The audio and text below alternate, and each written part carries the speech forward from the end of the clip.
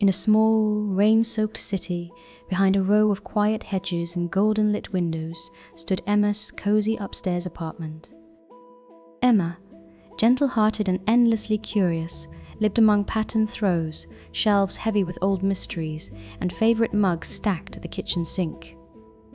The city buzzed beyond her curtains, but within all was calm, a cocoon of soft lamplight, the hum of a distant train, and, most reliable of all, her favourite blue slippers waiting beside her patchwork armchair.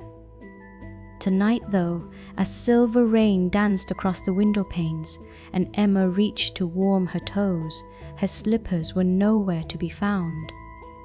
A single droplet of worry slid into her comfort, but mostly she felt a fizz of curiosity. Who could have moved them? Or, perhaps, what adventure might be hiding in the shadows? Slippers or no slippers, Emma wrapped a heavy cardigan around her shoulders and lit her trusty flashlight. She took a deep, bracing breath, her heart quietly thrumming with that old detective street thrill, and resolved tonight she would follow the clues and solve the case of the missing slippers. Emma's search began in the parlour, where shadows pooled beneath the bookshelf, and the familiar perfume of rain met the scent of old paper. She knelt to peer beneath the armchair, her flashlight beam flickering across a puzzle piece, a half-read book, and finally a faint, wet paw print. Not her own, not her neighbour's, Calico Cat, but something smaller. The mystery deepened. Emma followed the trail, careful not to disturb the stacks of books and scattered teacups, her slipperless feet padding softly.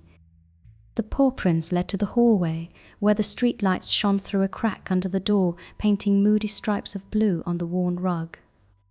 Beyond, the building's dim staircase beckoned, mysterious, almost cinematic in its hush. Pausing at the threshold, Emma smiled bravely at her own reflection in the hall mirror. The city waited outside, mist curling along the curbs, shadows shifting in alleyways edged with the soft, distant hum of jazz. The call had come, and she answered it, stepping onto the creaking staircase, her heart as light and lucid as moonglow on rain-soaked streets. Pouring into the stairwell, the world felt expanded, full of hidden corners, echoes of the city, and silver reflections on each polished step.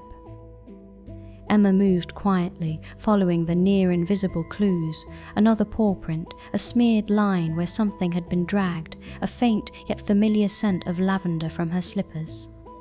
On the landing, she paused. The deep shadow in the stairwell shifted, yielding to a new friend, Marlowe, an old tabby cat with a moon-pale nose and wise yellow eyes. Marlowe's tail flicked as if he too was hot on the trail, a wise-cracking detective on the night's beat. "Lost something?" his gaze seemed to ask. Emma nodded, and Marlowe, with the dignity befitting a noir film sidekick, padded ahead to the ground-floor laundry room. The door creaked open, revealing a tangle of laundry baskets and the scent of damp wool. Another clue. Within the spill of socks and sweaters, a single blue thread peeked out. Emma knelt, uncovering a puzzle. Laundry gnomes, perhaps? Or some delicate mischief? Emma and Marlowe crept together through the laundry's mysterious maze. Distant thunder rolled, a mellow soundtrack to their shared search. Near the washing machine, Emma found a scatter of soft blue fluff, her slippers lining, corked on the wheels of a basket. In the hallway, a line of water droplets pointed to the building's service door, slightly ajar. Stepping out, Emma was greeted by the hush of the city at night, cold blue and pink halos around neon signs, lonely puddles reflecting telephone wires overhead. Rain ticked gently against her cardigan, but she felt a glow of determination and quiet excitement. At the alley's edge, silhouetted in the golden flare of a distant window, Emma saw a trio of small shapes.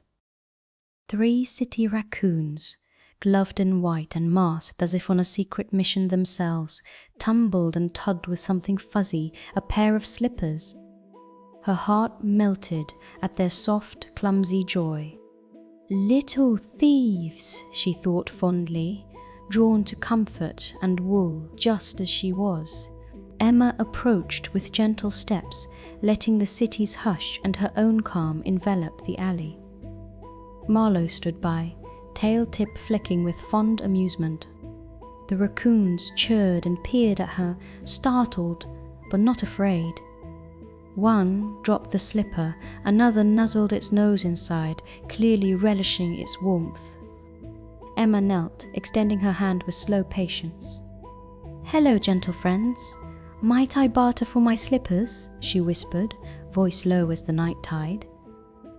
She searched her pockets and drew out a bit of dried apricot and the end of her biscuit. The offerings captured raccoon attention. In exchange, the smallest set Emma slipper gently at her feet, brushing her knuckles in a feather-soft "thank you." Sharing in their night picnic, Emma found herself smiling at the raccoon's sweet bandit charm. She listened to the city rain and the muted jazz from a high window, content to have stumbled into this gentle fellowship of the night. Cradling her reclaimed slippers, Emma bid good night to Marlowe and the raccoons.